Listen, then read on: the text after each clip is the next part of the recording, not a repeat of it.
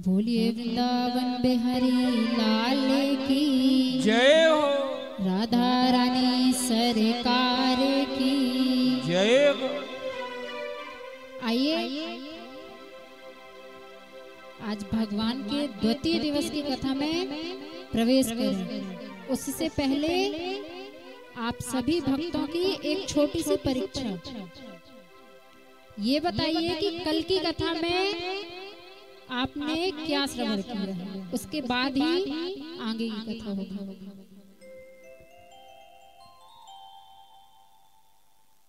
बताइए,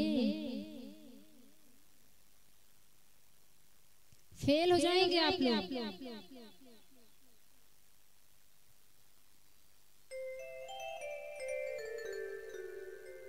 और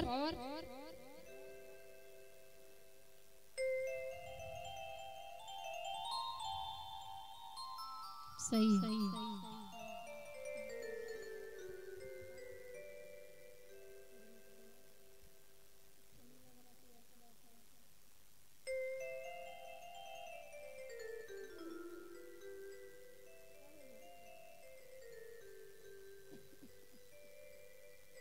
प्रेम से बोलो,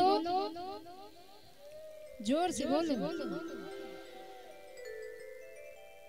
कल की कथा में हमने श्रवण किया कि भगवान ने ज्ञान और वैराग्य को उनकी यौवन अवस्था दी और भक्ति को वरदान दिया कि जो भी भक्त भक्ति के माध्यम से भगवान को पुकारेगा, मैं उसे दर्शन देने अवश्य जाऊंगा। नारद जी कहते हैं सनकादिक ऋषियों से कि बाबा, मेरे एक बात समझ में नहीं आ रही, मेरी चिंता का नाश करिए। सनकादिक ऋषि कहते हैं कि पूछिए। बोले मुझे ये बताइए कि अगर कोई ज्ञानी श्रीमद् भागवत कथा को श्रवण करे और उसका उद्धार हो, तो इसमें कोई आश्चर्य की बात नहीं, क्योंकि वह ज्ञानी। अगर कोई भक्त श्रीमद् भागवत कथा को श्रवण करे और उसे मोक्ष की प्राप्ति हो, इसमें भी कोई आश्चर्य की बात नहीं। पर क्या ऐसा हो सकता है अगर जिस व्यक्ति ने जीवन उपरांत पाप रूपी अग्नि में जलता रहा, जिसने अपने माता पिता की सेवा ना की हो, अपने माता पिता को गुरु को धुतकारा हो, अगर ऐसा व्यक्ति 7 दिनों तक श्रीमद् भागवत कथा को श्रवण करे, तो उसके जीवन में 7 दिनों में परिवर्तन आ सकता है। ये ऐसी कथा है। और तो और जिस व्यक्ति ने जन्म से लेकर केवल पाप किया हो, पराई स्त्री के साथ संग किया हो, चोरियां की हो, झूठ बोला हो, और पाप करते करते उस व्यक्ति की मृत्यु हो गई हो, और मृत्यु के बाद वह प्रेत योनि में चला गया। अगर ऐसा पापी जो मृत्यु के बाद प्रेत बनकर भटकता हो, अगर उस व्यक्ति के बरसी के रूप में उसके परिवारजन उसके निमित्त में अगर श्रीमद् भागवत कथा करें, तो यह भागवत कथा उसे प्रेत योनि से मुक्त कर सकती है। यह ऐसी कथा है। नारद जी कहते हैं बाबा ये बात समझ में नहीं आई कुछ। अरे ये कैसे हो सकता है कि जिस व्यक्ति ने जीवन उपरांत केवल पाप किया हो और पाप करते करते उसकी मृत्यु हो गई हो और उसके निमित्त में अगर श्रीमद् भागवत कथा की जाए तो वह भी प्रेत योनि से मुक्त हो सकता है। बाबा विस्तार से बताइए। तब शनकाद ऋषि नारद जी को एक कथा बताते हैं।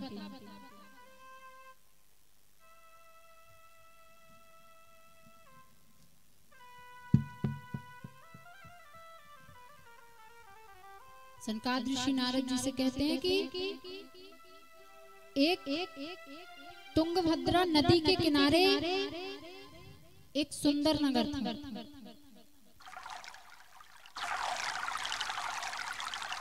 और उस नगर का नाम था उत्तम नगर। तुंगभद्रा तटे पूर्वम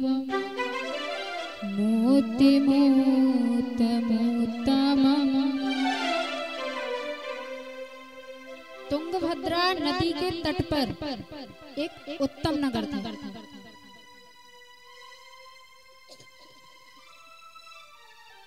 उस नगर में एक ब्राह्मण देवता रहते थे और उनका नाम था आत्मदेव। बड़े ही प्रवीण थे, सर्वगुण संपन्न थे, सदैव दूसरों की सेवा करते, सच बोलते, अच्छे कार्य करते। और जैसे ही आत्मदेव जी थे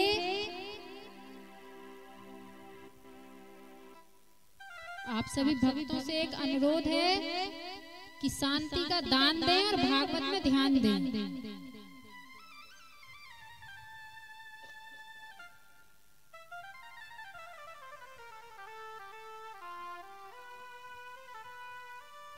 हो गई। अब शांति का दान दें मुझे और भागवत में ध्यान दें। प्रेम से बोलो, जोर से बोलो। कहाँ चल रही थी कथा? जय जय गोपीनाथ। सही है, ऐसे कथा सुनना है आपको। जैसा आप बोलोगे वैसे ही मैं आपको सुना दूंगी। मेरा काम है सुनाना। तो कथा में ध्यान दीजिए। सिर्फ 3 घंटे तो आपको सुननी है मेरी, बाकी तो फिर आप ही लोगों की सुनना है मुझे।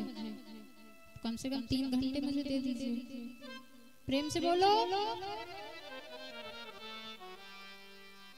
जैसे आत्मदेव जी बड़े ही प्रवीण, सुकोमल, सदैव सच बोलते, दूसरों की सेवा करते, ठीक वैसे ही उनके विपरीत उनकी भार्या थी, उनकी पत्नी। यथा नाम तथा गुणे, और उनका नाम क्या था? धुंधली देवी। कहते ना कि जिसका जैसा नाम उसके अंदर गुण भी वैसे ही होते हैं। और धुंधली किसे कहते हैं? धुम धुम करोति इति धुंधली। जो लड़ाई झगड़ा करे और लड़ाई झगड़ा करावे, जाकी चुगली बा से और बाकी चुगली जा से। ये काम है धुंधली का। और एक आपके फायदे की बात बताऊं, किसी से कहना मत। अगर आपके मोहल्ले में कोई धुंधली हो तो उससे बच के रहना। सही बता रही हूं। तो धुंधली देवी का काम क्या था? इसकी चुगली उससे, उसकी चुगली उससे। जब तक पति देव घर में हैं, मानो की माता अनसुईया के बाद पतिव्रता नारी में धुंधली देवी का नाम आता है। इतनी सेवा करती, बनावटी प्रेम करती पति से। और जैसे ही पति देव अपना झोला झुलंडल लेके पहुंचे अपने जजमान के यहाँ पूजा करने। धुंधली देवी का काम चालू। और भगवान को बनावटी प्रेम बिल्कुल भी पसंद नहीं। मानस कहती है ना, निर्मल मन जन सोहि मोहि पावा, मोहि कपट छल छिद्र न भावा।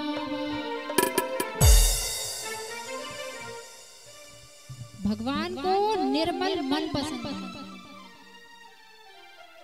बाहर से तो बड़ा कहते हैं, अच्छी अच्छी बातें करते हैं, और पीठ पीछे मेरी गली में आना फिर बताता है ना। मुंह में रात, आप ही कह लो ये बात, मैं ना बोलूंगी। भगवान कहते हैं कि निर्मल मन रखो।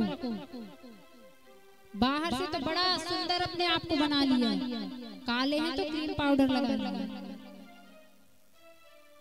अच्छे अच्छे कपड़े पहन लिए, और मन काला है। भगवान को आपकी सुंदरता नहीं देखनी। आप बाहर से कैसे भी रहो, कोई मतलब नहीं है, पर आपके भीतर आपका मन बड़ा पवित्र होना चाहिए, बड़ा सुंदर होना चाहिए।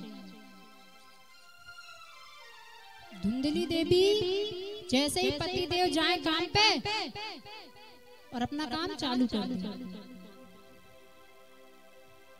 आत्मदेव जी के कोई संतान नहीं थी, और उनके घर में एक गाय थी, वो भी बांझ हो गई थी। आत्मदेव जी रोज तुलसी माता को जल अर्पण करते, पर वो तुलसी माता बिरवा नहीं देती, सूख जाती थी।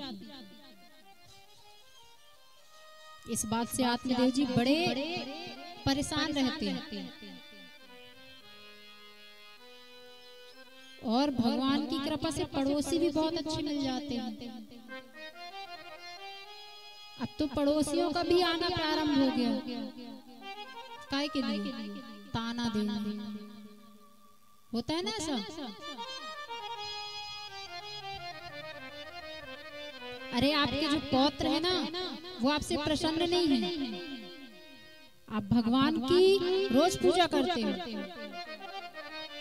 पर भगवान आपकी पूजा से संतुष्ट नहीं है,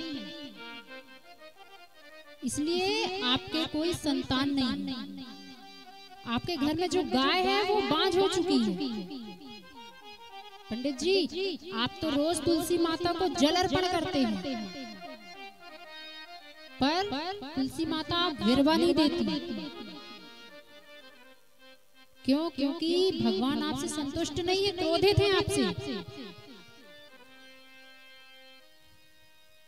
ये बात सुन सुनकर आत्मदेव जी बड़े परेशान रहने लगे।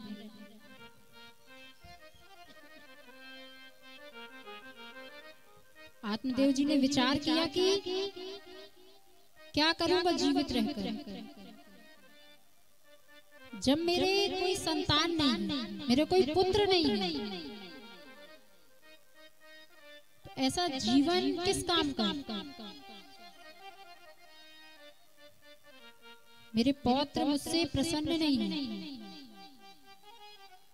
भगवान की मैं रोज पूजा करता हूँ, भगवान मुझसे संतुष्ट नहीं है, और जब मुझे मोक्ष ही नहीं मिलना, तो ऐसे प्राण किस काम के? कहते हैं ना कि जब तक एक बेटा अपने पिता की चिता पे आग न लगाए, पिंड दान न करे अपने पिता का, तो पिता को मोक्ष नहीं मिलता। आत्मदेव जी कहते हैं क्या करूंगा ऐसे जीवन को जीकर, जब मेरे कोई संतान ही नहीं है। और आत्मदेव जी ने मन में विचार किया कि आज मैं अपने प्राणों को त्याग दूं।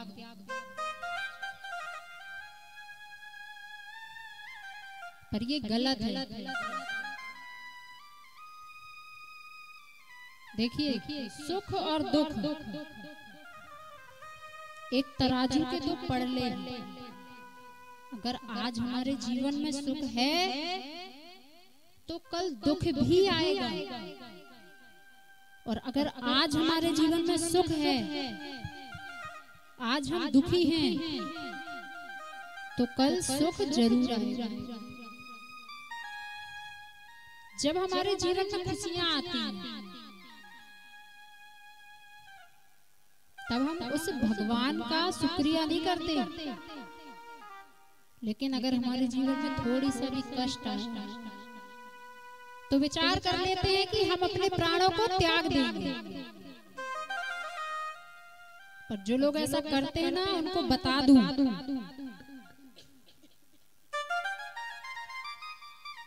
कि जो लोग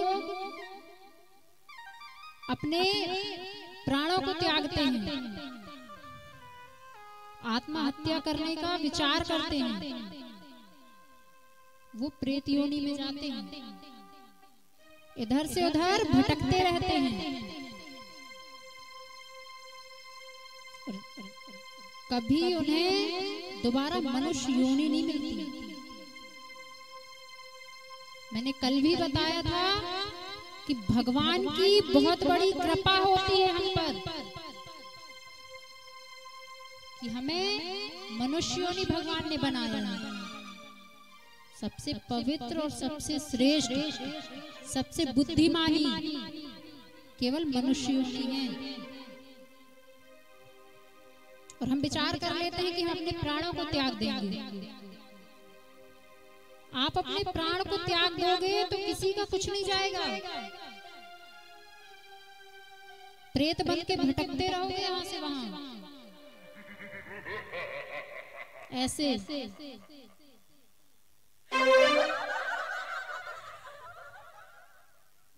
और जिनको कहते हो ना ये अपना है, मैं जो लोग कहते हैं कि मैं तुम्हारे बिना जी नहीं पाऊंगा, मर जाऊंगा, जब वो लोग आत्महत्या कर लेते हैं तो जो कहते थे कि मैं जी नहीं पाऊंगा, मरना तो बहुत दूर, बुखार तक नहीं आता उनको।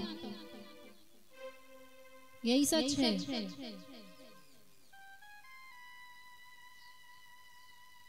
मनुष्य जन्म अनमोल रे, इस माटी में ना घोल रे,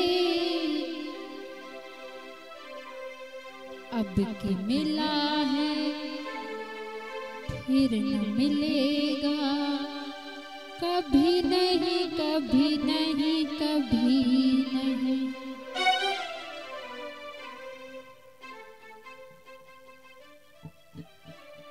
मनुष्य जन्म बड़े भाग्य से मिलता है।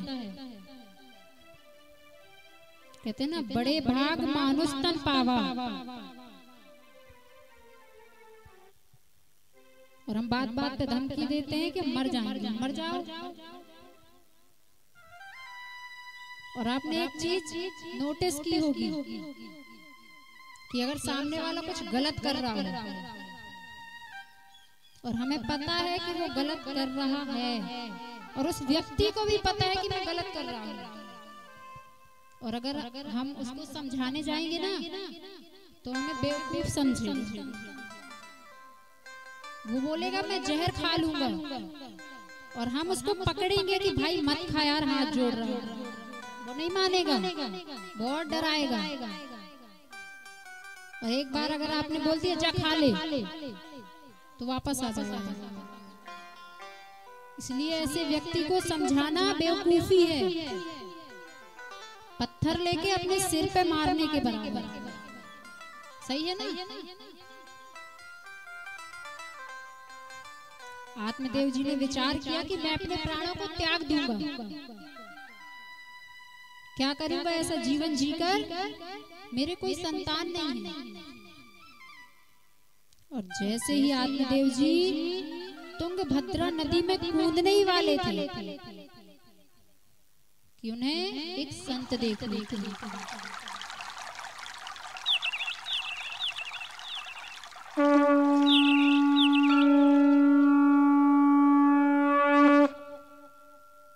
और जैसे ही संत आत्मदेव जी से कहते हैं कि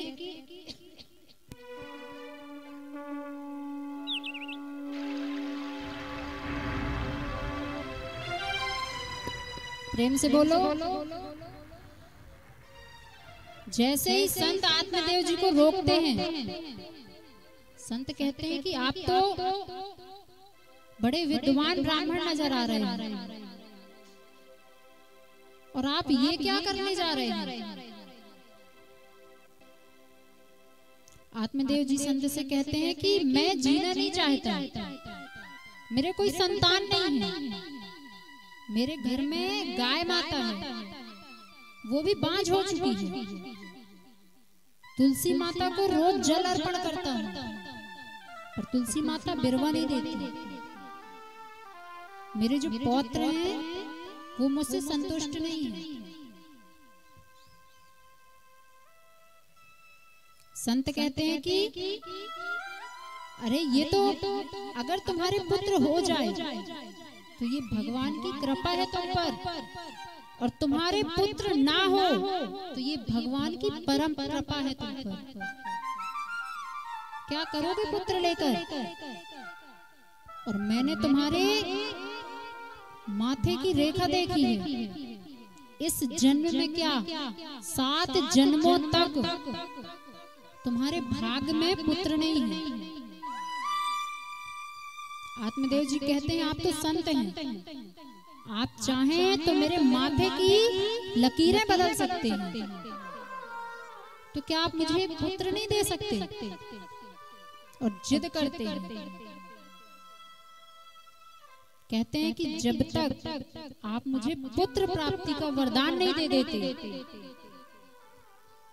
मैं यहाँ से जाऊंगा नहीं, और आपके ही कदमों में सिर पटक पटक कर अपने प्राण त्याग देंगे। अब संत भी चक्कर में पड़ गए। देखिए, अगर हमारे सामने कुछ बुरा हो रहा हो, अत्याचार हो रहा है, और हम चुपचाप खड़े होकर अगर देख रहे हैं, तो जो अत्याचार, जो गलत कार्य कर रहा है वो तो पाप का दोषी है, पर उसके साथ साथ हम भी हैं, क्योंकि हम पाप होते हुए देख रहे हैं।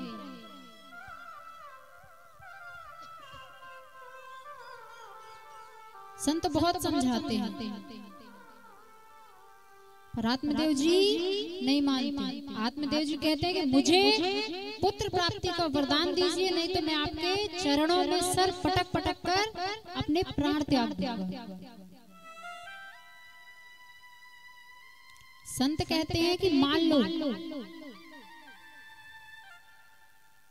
तुम्हारे पुत्र नहीं है तो कुछ दिन का रोना,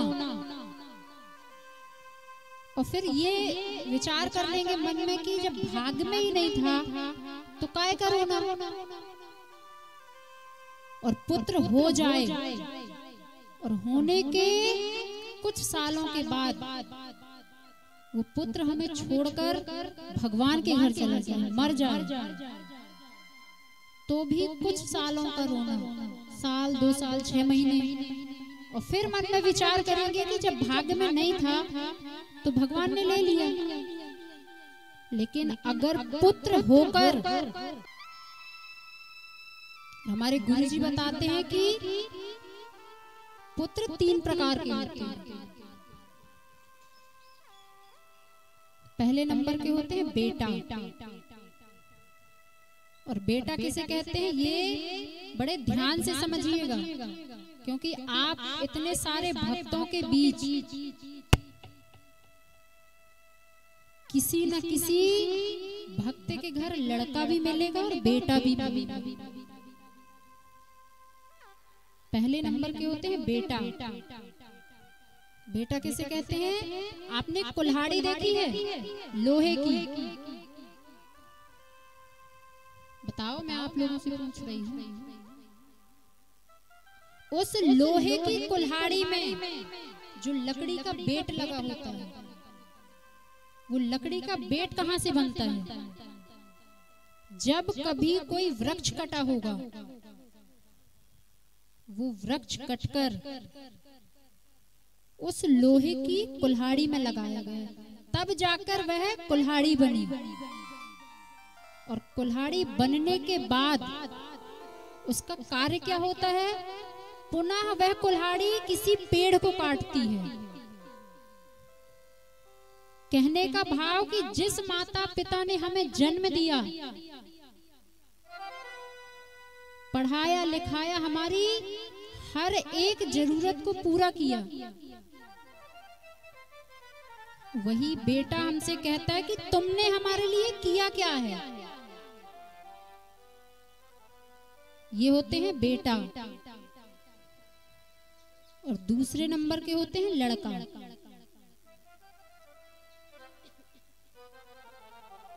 लड़का किसे कहते हैं?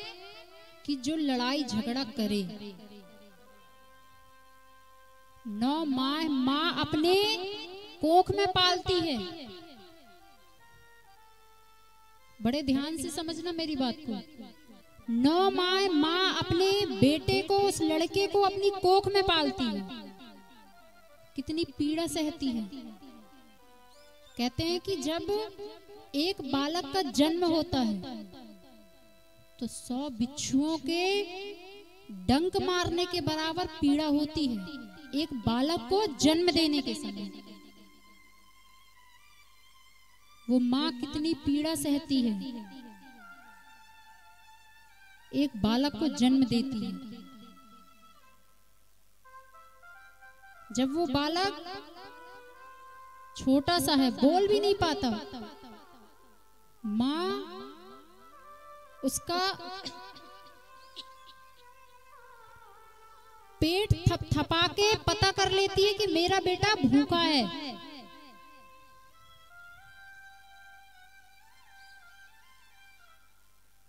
जो बेटा बोल भी नहीं पा रहा है, माँ समझ जाती है कि मेरे बेटे को पीड़ा है, कष्ट है।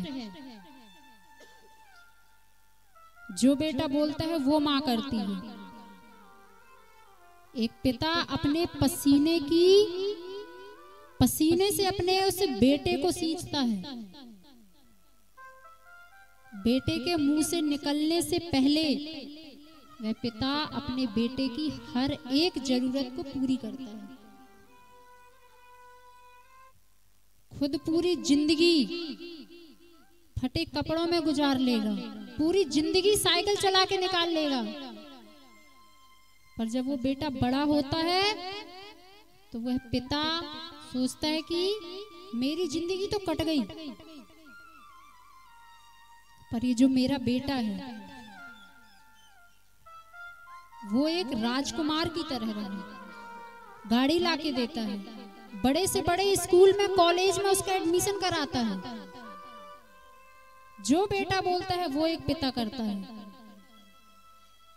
पढ़ने के लिए विदेश भेजता है। और इस संसार में केवल सिर्फ एक माता पिता ही हैं जो निस्वार्थ मन से अपने बच्चों को प्रेम करते हैं। उनका कोई स्वार्थ नहीं होता हमसे। बाकी देख लीजिए आप, मित्र हो, परिवार हो, रिश्तेदार हो, कुटुंबी हो, बिना मतलब के, बिना स्वार्थ के कोई पूछता भी नहीं है। पास में हो पैसा तो मित्र संग ही संग डोले, और जब पास में ना हो पैसा तो अपने भी मुख से नहीं बोले। आज की ऐसी दुनिया है। काम है तो प्रेम ही प्रेम, और काम खत्म तो राधे राधे, जानते ही नहीं हैं हम।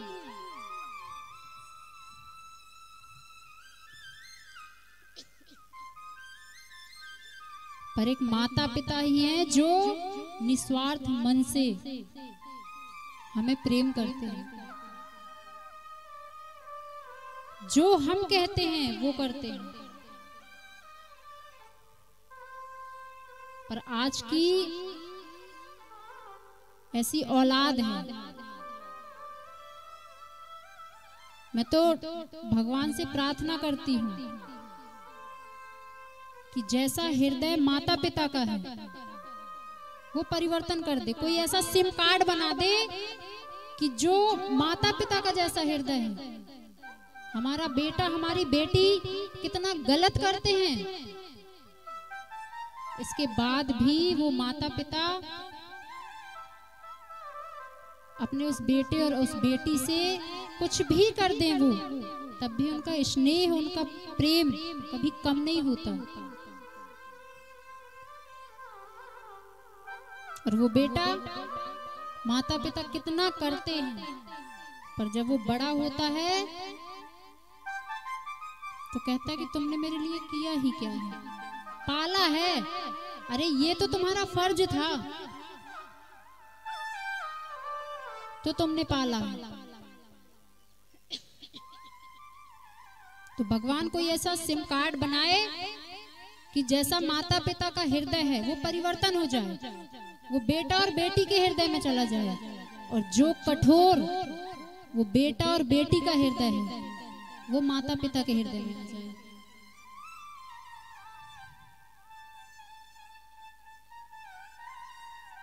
एक बार एक बेटे ने सुना था कि सब लोग कहते हैं कि कोई अपने माता पिता के कर्ज से मुक्त नहीं हो सकता।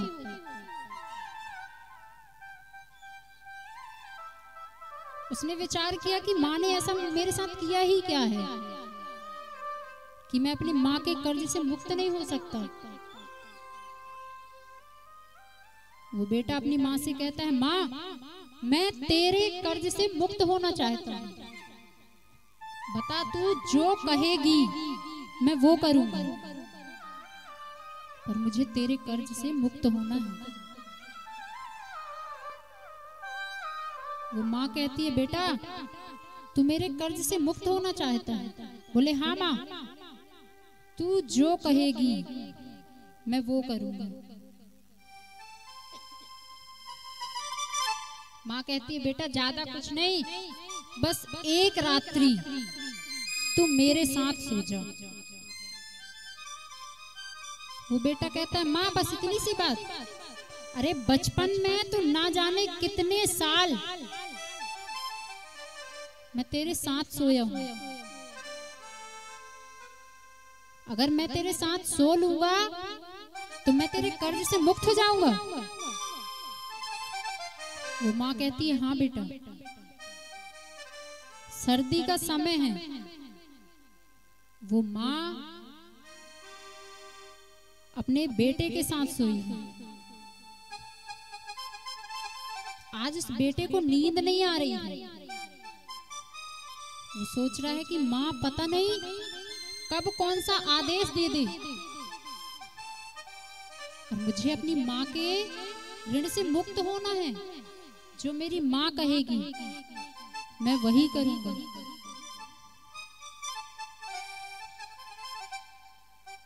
मध्य रात्रि में 12 बजे माँ आवाज लगाती है, बेटा। वो बेटा तुरंत उठता है, हाँ माँ। बेटा प्यास लगी है। एक आवाज लगाने पे बेटा एक गिलास में पानी लाके देता है, माँ पानी। माँ थोड़ी सा पानी पीती है और रख देती है। जैसे कुछ और रात होती है, उस बेटे को हल्की सी नींद आती है। माँ फिर आवाज लगाती है, बेटे। जो बेटा एक आवाज में उठा था अब नहीं उठ रहा है। माँ दोबारा से आवाज लगाती है, बेटे। हाँ माँ। बेटा प्यास लगी है। बेटा जाता है, ग्लास में पानी लाके देता है। माँ फिर थोड़ा सा पानी पीती है और रख देती है। फिर उस बेटे को गहरी नींद आती है। माँ आवाज लगा रही है, बेटा बेटा। वो बेटा अब आवाज लगाने पे नहीं उठता। अब माँ उस बेटे को अपने हाथों से उठाती है, बेटे। हाँ माँ, बेटे प्यास लगी है। अब उस बेटे को गुस्सा आ रही है और चिल्लाता है कि माँ ऐसा क्या खा के सोई थी कि तुझे बार बार प्यास लग रही है, बार बार प्यास लग रही है। पर उस बेटे को याद आता है कि मैं ये क्या कर रहा हूं, मुझे तो अपनी माँ के ऋण से मुक्त होना है। जाता है, ग्लास में पानी लाके देता है, माँ फिर पीती है और रख देती है। अब रात्रि में जब उसके बेटे को बहुत गहरी नींद आती है, वो तीनों ग्लास का पानी लेके माँ उस बेटे के ऊपर डाल देती है। बेटा बड़े क्रोध से उठता है, माँ तू पागल हो गई है क्या? तुझे समझ में नहीं आ रही, इतनी ठंड है और इस ठंड में तूने मेरे ऊपर ठंडा पानी डाल दिया। माँ कहती है, बेटे बस, तू कहता है कि तू मेरे कर्ज से मुक्त होना चाहता है। जब तू एक रात मेरे साथ गीले में नहीं सो सकता, मैंने तो ना जाने कितनी रातें, ठंड हो, बरसात हो, गर्मी हो, कोई भी मौसम हो, तू बार बार गीला करता था और मैं बार बार सूखा करती थी। अब तो पहले तो सिर्फ एक ही बिस्तर था और तू अगर इस तरफ गीला करता था तो मैं गीले में सोती थी, तुझे सूखे में सुलाती थी। और जब दोनों तरफ का बिस्तर गीला हो जाता था, मैं तुझे अपनी छाती पे सुलाती थी। कितनी रातें, कितने साल तक तूने मेरे ऊपर मलमूत्र किया है। बेटे मुझे कभी क्रोध नहीं आया, मुझे कभी गुस्सा नहीं आया, और तू कहता है कि माँ मैं तेरे ऋण से मुक्त होना चाहता हूं।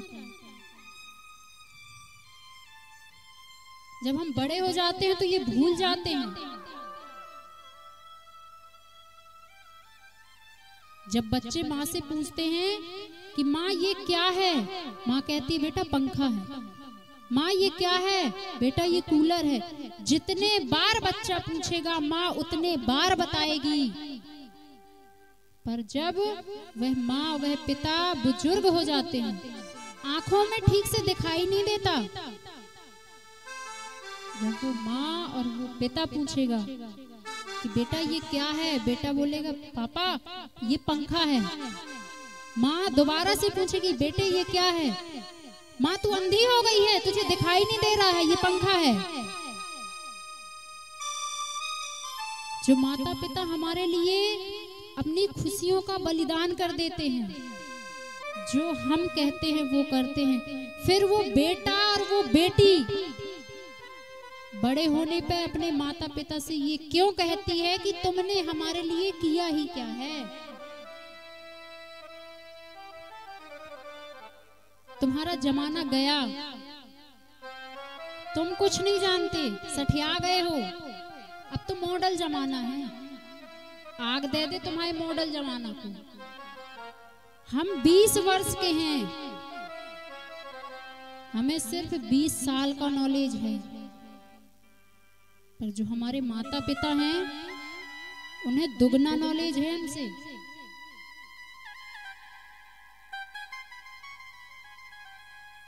माता पिता ने पढ़ाया लिखाया बड़ा किया किस लिए? उन्हें तुम्हारे पैसे से मतलब नहीं है कि तुम उनके लिए कुछ करो। बस वो ये चाहते हैं कि बचपन में हमने अपने बेटे, हमने अपनी बेटी को उंगली पकड़ के चलना सिखाया है, तो जब हम बुजुर्ग हो जाएं, हम अपने पैरों पे चल ना पाएं, तो वो बेटा वो बेटी हमारे बुढ़ापे का सहारा बने, हमारी लाठी बने। विदेश भेजते हैं बच्चों को पढ़ने के लिए और वो बेटा विदेश से पढ़ के आता है तो अपने पिता से कहता है पिताजी क्या रखा है गांव में? गांव की जमीन बेच दो, गांव का घर बेच दो, मेरे हिस्से का घर दो, मेरे हिस्से का मकान दो, दुकान दो, पैसा दो, धन दो। सिर्फ इसलिए एक माँ एक पिता अपने बच्चे को पाल पोस के बड़ा करती है। धिक्कार है ऐसी औलादों पे। पर वो भूल जाते हैं कि हमारे भी छोटे छोटे बच्चे हैं।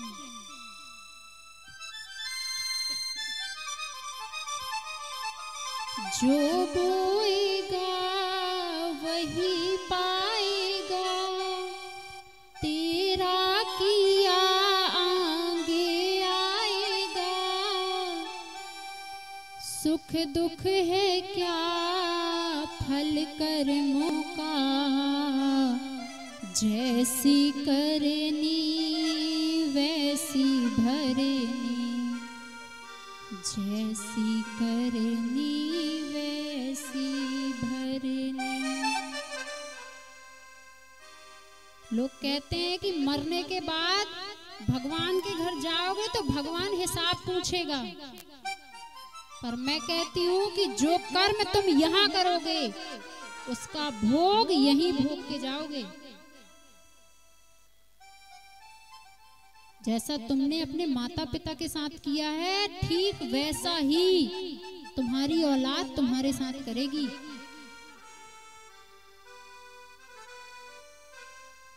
एक माँ, छोटा सा बच्चा है 5 साल का, और 5 साल में उसका पति उसे छोड़कर भगवान के घर चला जाता है। दूसरों के घर में बर्तन मांज के अपने बच्चे को पढ़ाती है, लिखाती है, और बहुत बड़ा बच्चा 5 साल का था तब से विधवा थी। उसने अपने बेटे को बर्तन मांज कर डॉक्टर बनाया। और आज वो बेटा कहता है, माँ तेरा चेहरा देखता हूँ पूरा दिन खराब जाता है। माँ कहती है, बेटा मेरे कारण तेरा दिन खराब न जाए, तू परेशान मत हो, मैं वृद्धाश्रम चली जाऊंगी। और वो बेटा अपनी माँ को वृद्धाश्रम भेज के आता है।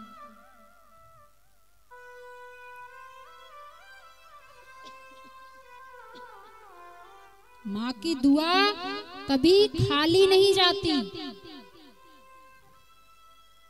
और इसकी दुआ तो भगवान से भी टाली नहीं जाती। वक्त पड़ जाए तो बर्तन मांज कर 4-4 बच्चों को एक माँ पाल लेती है, पर उन 4 भगवान ने हर एक घर में एक माँ बनाई है। और भक्त कहते हैं, तू कितनी सुंदर है,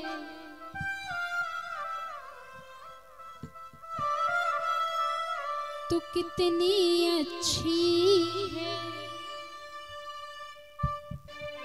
तू कितनी भोली है, प्यारी प्यारी है। हो माँ, ओ माँ, ओ माँ, प्यारी माँ, तू कितनी अच्छी है, तू कितनी भोली है, प्यारी प्यारी है। ओ माँ, ओ माँ, ओ माँ, प्यारी माँ।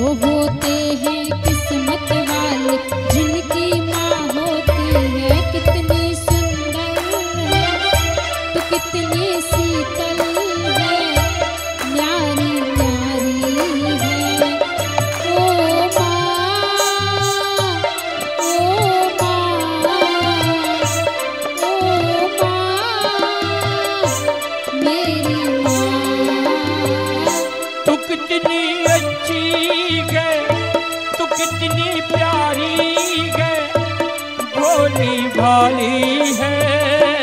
ओ माँ, ओ माँ, ओ माँ, ओ माँ।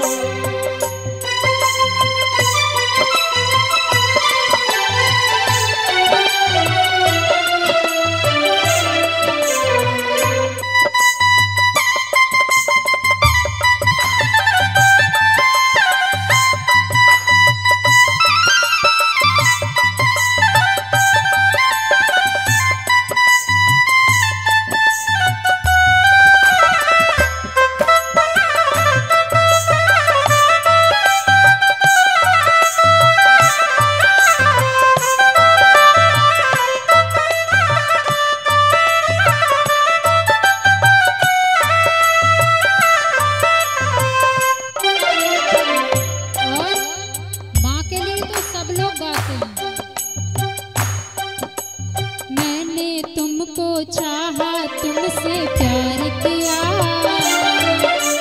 मैंने तुमको चाहा तुमसे प्यार किया,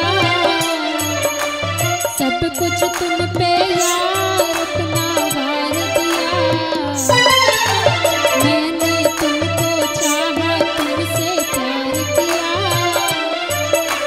सब कुछ तुम पे यार अपना वार दिया। फूलों से प्यारे पापा, कलियों से न्यारे पापा, धरती से गहरे पापा, अंबर से ऊंचे पापा। पापा तो मेरे भगवान हैं, पापा से मेरी पहचान है। पापा तो मेरे भगवान हैं, पापा से मेरी पहचान है। ओ बागों के हर फूल को अपना समझे बागवान, बागों के हर फूल को अपना समझे बागवान, हर घड़ी करे रखवाली, पत्ती पत्ती डाली डाली सींचे बागवान। बागवान रब है बागवान, बागवान रब है बागवान, बागवान रब है बागवान।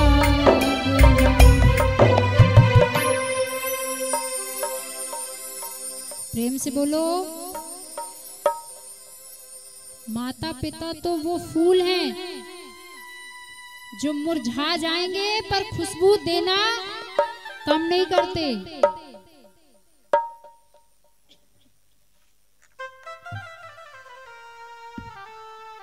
और हम उन्हीं माता पिता को कह देते हैं कि तुमने हमारे लिए किया ही क्या है।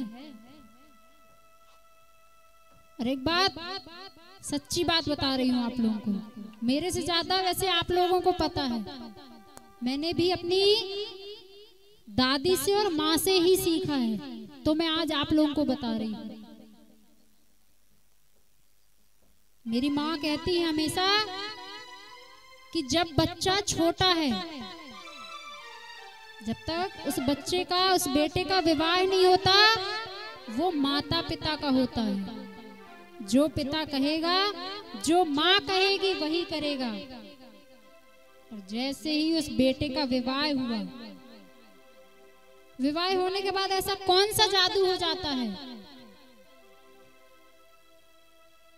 कि वो माता पिता की बात नहीं मानता। कहते हैं कि एक बेटी जितनी, जो पीड़ा एक बेटा अपने माता पिता की नहीं समझता, वो पीड़ा एक बेटी समझती है।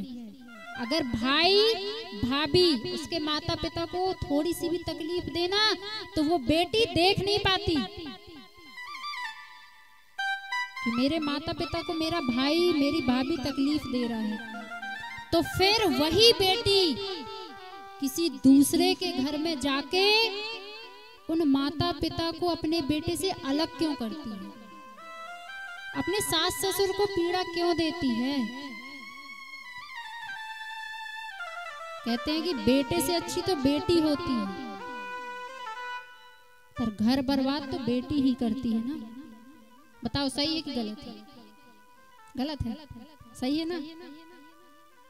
जब हम अपने माता पिता को तकलीफ में नहीं देख सकते तो फिर कैसे अपने सास ससुर को तकलीफ देते हैं? आखिर वो भी तो हमारे माता पिता हैं। हमारे माता पिता ने हमें बड़ा किया है, बड़ा किया, विवाह कर दिया, पर हमारे सास ससुर ने तो हमें जीवन साथी दिया है जिसके साथ हमें हमारी पूरी जिंदगी बितानी है। तो मेरी माताओं, मेरी बहनों, आप लोगों से निवेदन है कि जब आप अपने पिता को, अपनी माता को तकलीफ में नहीं देख सकती तो अपने सास ससुर को भी तकलीफ ना देवी। वो भी तो आपके माता पिता है ना।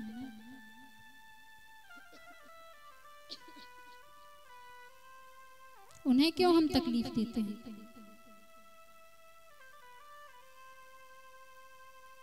और तीसरे नंबर के होते हैं पुत्र। पुत्र किसे कहते हैं? इसका वर्णन मानस में आता है। आप लोग रामायण पढ़ते हैं तो उसमें आपने देखा, पढ़ा होगा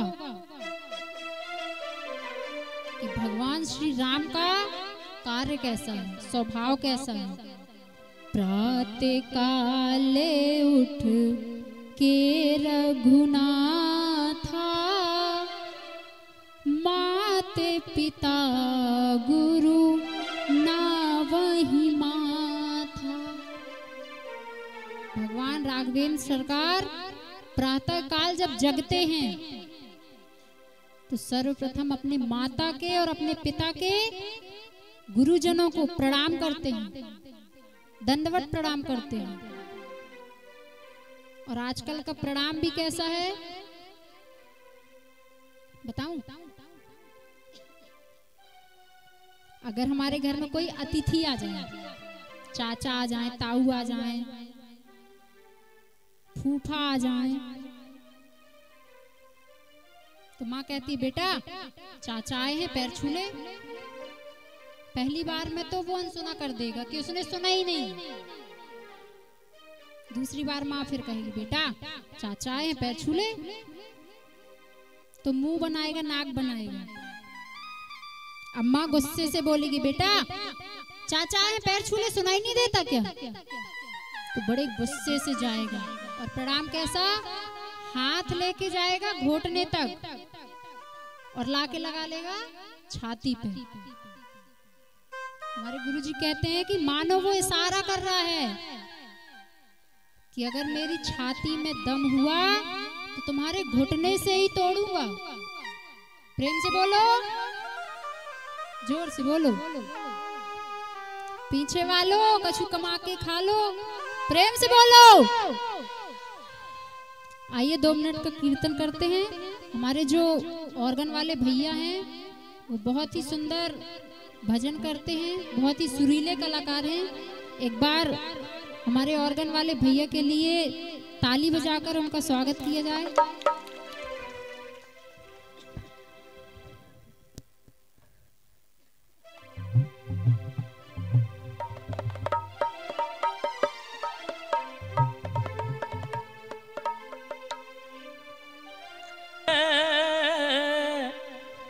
गोपाल मेरो है, गोविंद मेरो है, गोपाल मेरो है, गोविंद मेरो है, गोपाल मेरो है।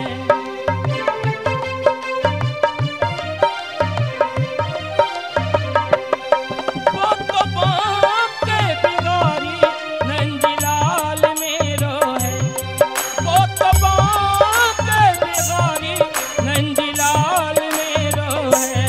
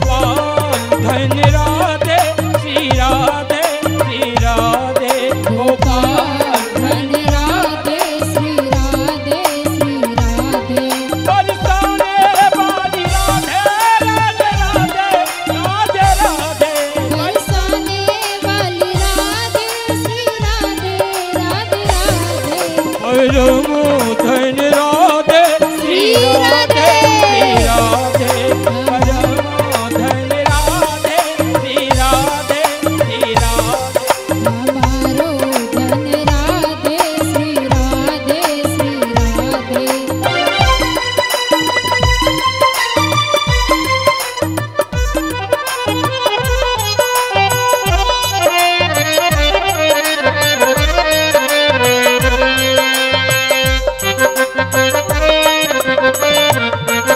श्री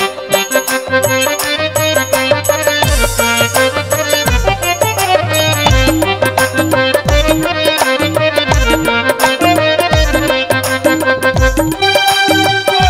परम धन राधे राधे राधे राधे राधे परम धन राधे राधे राधे राधे राधे परम धन राधे राधे राधे राधे राधे गोपाल धन राधे श्री राधे श्री राधे गोपाल धन राधे श्री राधे श्री राधे परम धन राधे श्री राधे श्री राधे परम धन राधे श्री राधे श्री राधे प्रेम से बोलो, जोर से बोलो। तो भगवान श्री राम का कार्य कैसा है कि प्रातः काल उठ के रघुनाथा, मात पिता गुरु ना वही माथा। अगर आपने अपने माता पिता के पैर पकड़ लिए तो मेरे से लिखित में ले लो कि इस दुनिया में किसी के पैर पकड़ने की जरूरत नहीं पड़ेगी।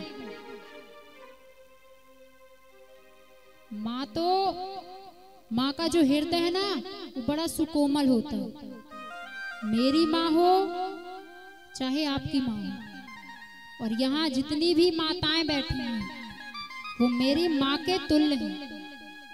और आप लोगों को एक बात बताऊं, कल मैं जब व्यास मंच में आई थी तो जैसे मैं रहती हूँ वैसे ही व्यास मंच में आ गई थी।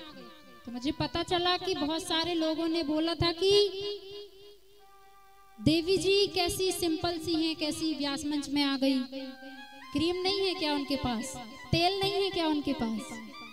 तो मैं बता दूं आप लोगों को कि ना तो मेरे पास क्रीम है और ना ही तेल है, पर मेरी माता है, मेरी माँ के समान है। शायद उनको ये बात बहुत बुरी लगी। तो आज वो व्यास मंच में आने के आधा घंटा पहले मेरे पास आ गई थी और उन्होंने आके कहा कि बेटा मैं आपका थोड़ी सा श्रृंगार कर दूं क्या। मैंने कहा माँ मैं तो श्रृंगार करती नहीं हूँ। बोले नहीं मैं कोई मेकअप नहीं करूंगी, बस आपने कल टीका लगाया था तो दिख नहीं रहा था, थोड़ी सा टीका लगा दूं और थोड़ी सी क्रीम और पाउडर लगा दूं। प्रेम से बोलो। तो माँ होती है, हमें सदैव अपने माता पिता की सेवा करनी चाहिए। भगवान की पूजा मत करो, पर अगर आपने माता पिता की पूजा कर ली, माता पिता की सेवा कर ली, तो भगवान स्वयं आपके पास आएगा। मैंने आपको बताया था कि मैं पढ़ी लिखी नहीं हूं, मैंने कोई भागवत की पढ़ाई नहीं की, किसी आश्रम में मैं पढ़ने नहीं गई हूं भागवत, और ना ये भगवान की कृपा है, ये तो मेरे माता पिता की कृपा है कि आप जैसे ज्ञानियों के समक्ष मेरे जैसे एक तुच्छ प्राणी इस मंचासीन में, इस व्यास मंच में बैठकर आप लोगों को श्रीमद् भागवत कथा श्रवण करा रहा है। ये परम सौभाग्य है मेरा, और उस परमात्मा का धन्यवाद करती हूँ कि जिन्होंने मुझे ऐसे माता पिता दिए। और गलती सिर्फ बच्चों की नहीं होती, गलती तो माता पिता की भी होती है। अब आप लोग बताओ कि किसके घर में लड़का है और किसके घर में बेटा है? लंबे लंबे हाथ करके बताओ कि लड़का बेटा किसके किसके घर में है। कर लो हाथ नीचे। अब मेरे को बड़ी खुशी होगी कि जब हाथ लंबे लंबे होंगे कि पुत्र किनके किनके घर में है, वो हाथ खड़े करके बताएं। चलो बहुत बढ़िया, आपके घर में पुत्र भी है और लड़का और बेटा भी है।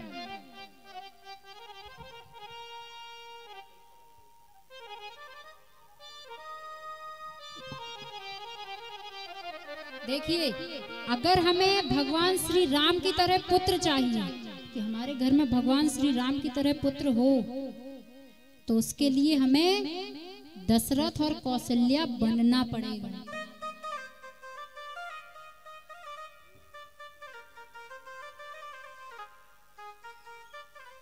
आइए कथा में प्रवेश करते हैं। आत्मदेव जी जिद करते हैं कि अगर आप मुझे पुत्र प्राप्ति का वरदान नहीं देंगे तो मैं अपने प्राणों को त्याग दूंगा। कहते हैं ना, संत हृदय नवनीत समाना। जो संत का हृदय होता है वो बड़ा सुकोमल होता है। संत किसी को परेशान नहीं देख सकते।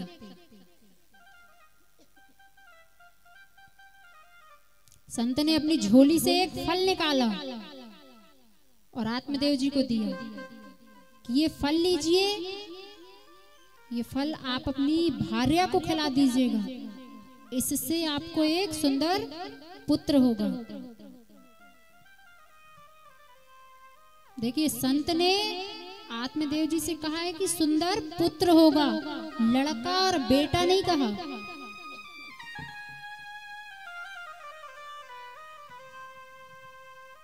और भगवान भी इस बात को कहते हैं कि मोर वचन पड़ जाए फीका, संत वचन पत्थर की लीखा।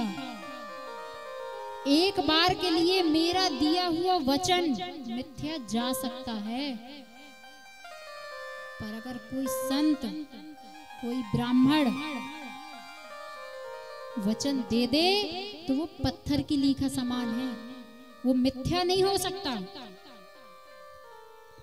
आत्मदेव जी वो फल ले जाकर अपनी भार्या को देते हैं,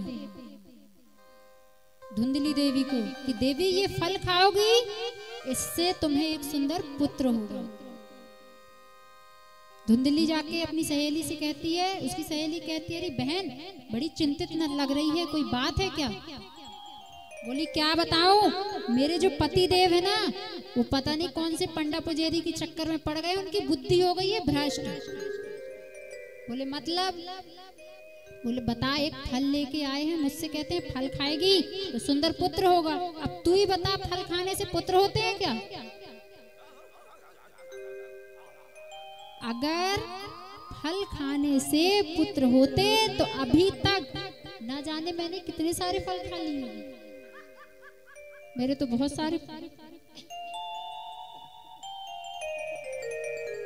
प्रेम से बोलो, मेरे तो बहुत सारे पुत्र हो गए होते। धुंधली की सहेली कहती है, देवी, अरे सहेली बहन देख, तेरे घर में खाने के लिए इतना सब कुछ है, पर खाने वाला कोई नहीं है, और मेरे घर में खाने के लिए कुछ नहीं है, पर खाने वालों की लाइन लगी है। मेरे गर्भ में छठवां पुत्र पल रहा है, तो तू अगर कहे तो मैं जब ये जन्म लेके आएगा मैं तुझे दे दूंगी और इसके बदले तू मुझे ढेर सारा धन दे देना। धुंधली मान जाती है और धुंधली की सहेली कहते हैं ना, जो जैसा उसकी मित्रता भी वैसे ही व्यक्ति के साथ होती है। अगर हमारे गांव में कोई दारू पीने वाला आ जाए तो उसको ठेका ढूंढने की जरूरत नहीं पड़ेगी। 1 घंटे के बाद वो आपको दारू के ठेके पे मिलेगा। जुआ खेलने वाला वो जुआड़ी ढूंढ ही लेगा, और जो संत होगा, जो भक्त होगा, वो मंदिर पहुंच ही जाएगा, ढूंढ लेगा। तो जो जैसा उसकी मित्रता भी वैसे ही व्यक्ति के साथ होती है। सही है ना? देखो, जो गलत हुआ करे तो बता दिया करो, क्योंकि मेरी उम्र देख के आप लोग अंदाजा लगा ही सकते हो कि मेरे पास ज्ञान बिल्कुल भी नहीं है। मैं अभी आप लोगों की छोटी बहन, बेटी, पुत्री के समान हूं। तो जो लगे कि नहीं ये गलत है तो आके मेरे से बोल दिया करो कि ये गलत है, तो मेरे को भी अच्छा लगेगा कि चलो कम से कम मुझे, मेरी आप लोग सुन रहे हो तो मैं भी आप लोगों की सुनूं। प्रेम से बोलो, जोर से बोलो।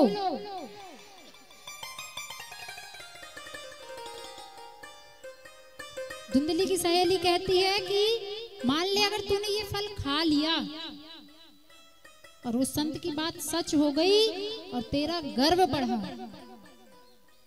तो तुझे पता है एक पुत्र को, एक बालक को जन्म देने के समय कितनी पीड़ा होती है।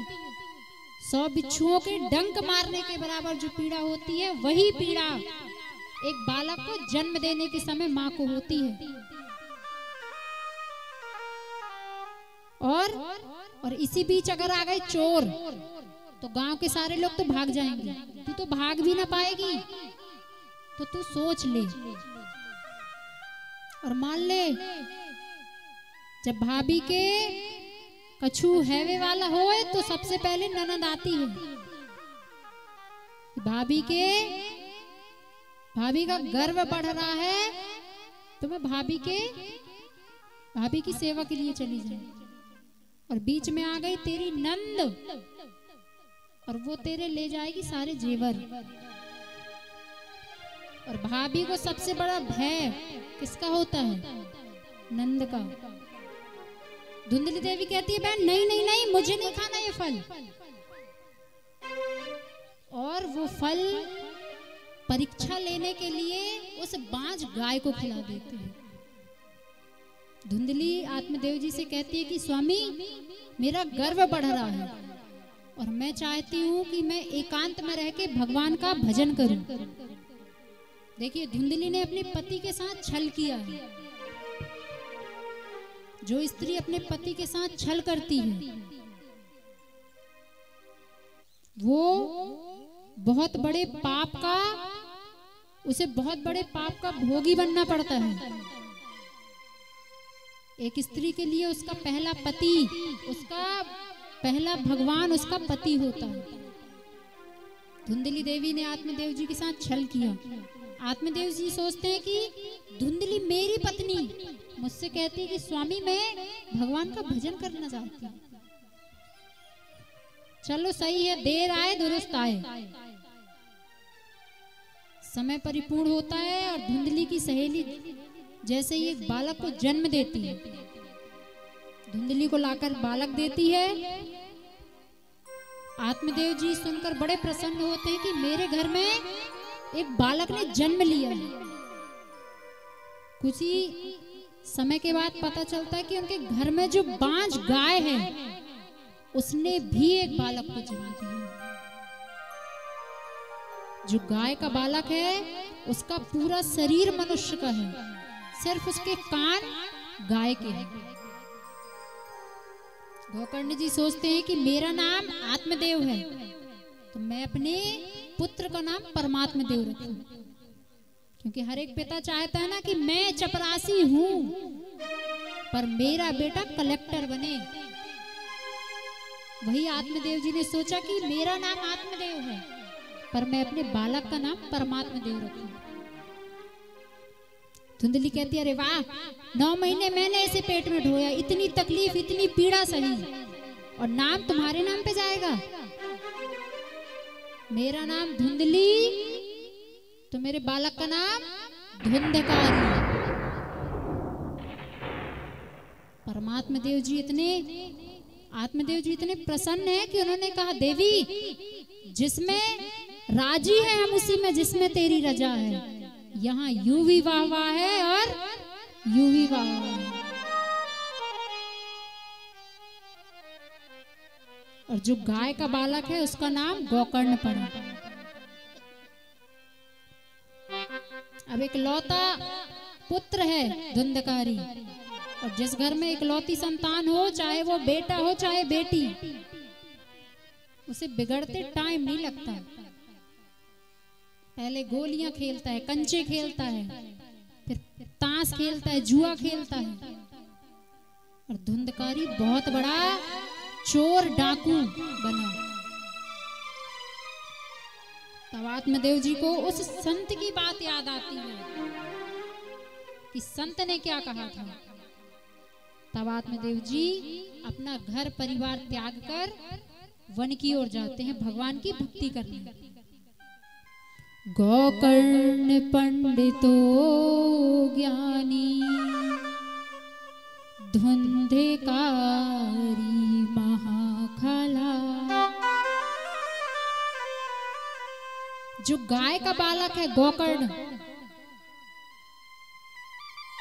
वो भगवान का परम भक्त है,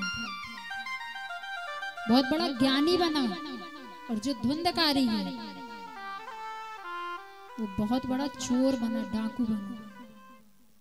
धुंधली विचार करती कि मैंने अपने पति के साथ छल किया। धुंधकारी अपनी मां को मारता है, पीटता है। और एक रात धुंधली देवी एक सूखे कुएं में जाकर उसने अपने प्राणों को त्याग दिया। अब तो धुंधकारी का पूरे घर में राज, न मां है न बाप है। आत्मदेव जी के मंदिर जैसे घर को उसने अपवित्र कर दिया।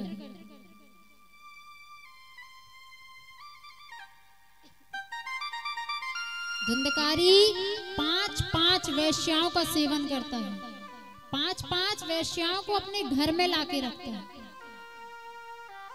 एक दिन उन वेश्याओं ने सोचा कि इसके द्वारा तो हमने बहुत सारा धन इकट्ठा कर लिया है, और ये तो अब राजा की नजरों में चढ़ भी गया है। और जिस दिन ये राजा के हत्थे लगा तो इसके साथ साथ हम भी नहीं बचेंगे। कहते हैं ना, गेहूं के साथ साथ घुन भी पिसता है। तो उन वैश्याओं ने धुंधकारी के मुख पर जलते हुए अंगारे डाले, धुंधकारी को मारने के लिए। पर धुंधकारी ने इतने पाप किए थे कि इतनी आसानी से उसके प्राण नहीं निकल रहे। उन वैश्याओं ने जिंदा धुंधकारी को जमीन में दफना दिया, और धुंधकारी एक प्रेत योनि हो गया, भूत बनकर भटकता है।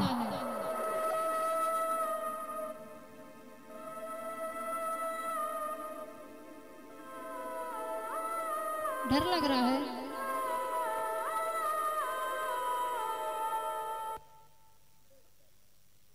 और जब गोकर्ण जी ने सुना कि मेरा भाई धुंधकारी जो अब इस दुनिया में नहीं रहा, उन्होंने श्राद्ध किया। और श्राद्ध करने के बाद जब वह अपने गांव वापस आए, रात्रि में वह आत्मदेव जी के महल में भगवान का भजन कर रहे थे। तब अजीब अजीब सी आवाजें आई।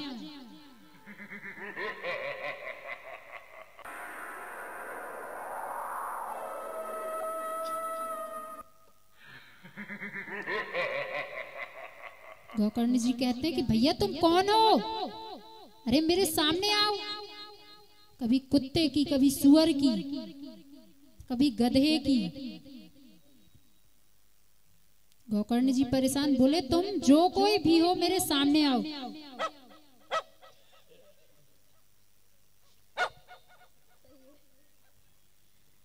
प्रेम से बोलो। धुंधकारी कहता है भैया मैं आपका भाई धुंधकारी हूं, जो प्रेत योनि में इधर से उधर भटक रहा हूं, मेरी मुक्ति का कारण बताओ। गोकर्ण जी कहते हैं अरे भैया मुझे पता लगा था, तो मैं गया जी में जाके तुम्हारे नाम का श्राद्ध किया है मैंने। धुंधकारी भी कहता है भैया मैं इतना बड़ा पापी हूँ कि एक बार क्या मेरे नाम से 100 बार भी गया जी में श्राद्ध करोगे ना तो मुझे मुक्ति नहीं मिलेगी, मेरी मुक्ति का कारण बताओ। तब गोकर्ण जी महाराज भुवन भास्कर भगवान सूर्य से प्रार्थना करते हैं कि मेरे भाई धुंधकारी की मुक्ति का, उद्धार का कोई रास्ता बताइए।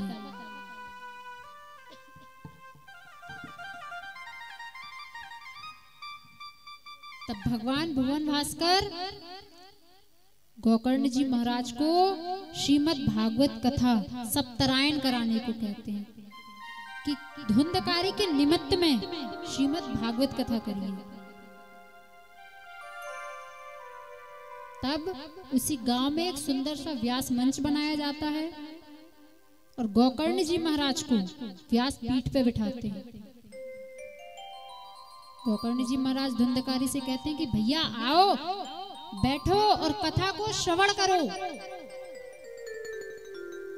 अब धुंधकारी तो प्रेत, और प्रेत कभी एक स्थान पे रुक नहीं सकता।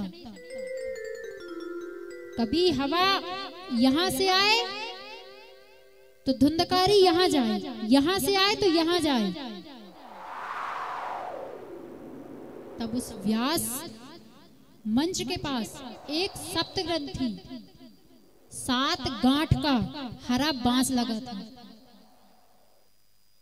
धुंधकारी उस बांस में जाके विराजमान हो गए और गोकर्ण जी महाराज ने जैसे ही श्रीमद् भागवत कथा प्रारंभ की, पहले दिन की कथा हुई, पहली गांठ फटी, दूसरे दिन में दूसरी, तीसरे दिन में तीसरी, चौथे दिन में चौथी, और जैसे ही 7वें दिन की कथा संपन्न हुई और जैसे ही जयकारा लगा, बोलिए सच्चिदानंद भगवान की जय हो, सातों की सातों गांठ फट गई और विमान आया भगवान का, और उस विमान में बैठ के धुंधकारी भगवान के धाम को गया। ये तो हेलीकॉप्टर। अब यहाँ बहुत सारे लोगों ने प्रश्न किया कि महाराज कथा तो हमने भी सुनी, पर विमान सिर्फ धुंधकारी के लिए ही क्यों? कहते हैं कि धुंधकारी ने कथा को सिर्फ सुना नहीं है, धुंधकारी ने कथा को अपने हृदय में विराजमान किया है। हमने और आपने तो ना जाने कितनी बार कथा सुनी होगी, आज तक उद्धार हुआ? और मान लो चलो जैसे धुंधकारी के लिए भगवान का विमान आया, आप कथा सुनो और जैसे ही 7वें दिन की कथा संपन्न हो और भगवान का विमान आए आपको लेने, तो कितने लोग कथा सुनना चाहेंगे? ईमानदारी के साथ हाथ खड़े करके बताओ, सुनोगे? तो हमें श्रीमद् भागवत कथा को अपने हृदय में विराजमान करना है।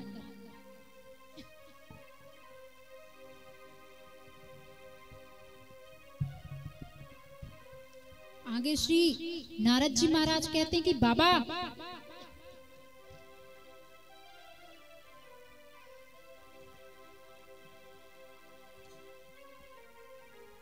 और जैसे ही भगवान का विमान धुंधकारी को लेने आया, तब से हमारे हिंदू धर्म में ये परंपरा है कि जब हमारा कोई अपना हमें छोड़कर भगवान के धाम चला जाता है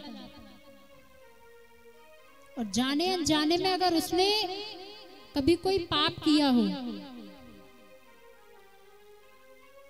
तो उसके निमित्त में बरसी के रूप में हम यह श्रीमद् भागवत कथा कराते हैं। प्रेम से बोलो। और देखिए, मैं आप सभी भक्तों को एक सूचना दूं, ये बताइए कि आज तक कितने लोग वृंदावन गए हैं? हाथ खड़े करके बताओ।